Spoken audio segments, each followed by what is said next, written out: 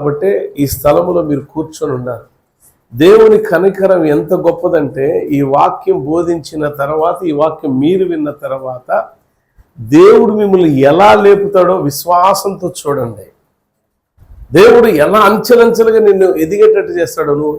నీ శక్తి సామర్థ్యాలన్నీ కూడా ఉడికిపోయినా లేవు, కానీ దేవుని కనుదృష్టి నీ మీద పడితే చాలు.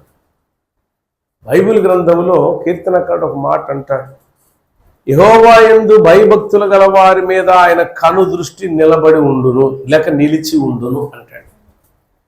దేవుని కనుదృష్టి ఎవరి మీద ఉండిద్దంటే ఆయనంటే భయము భక్తి గల వారి మీద. అంటే నువ్వు పడిపోయి ఉండొచ్చు.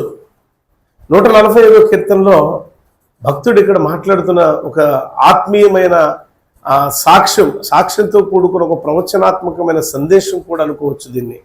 ఇక్కడ భక్తుడు రాస్తూ తన అనుభవంలో, ఆత్మీయ అనుభవంలో పొందుకున్న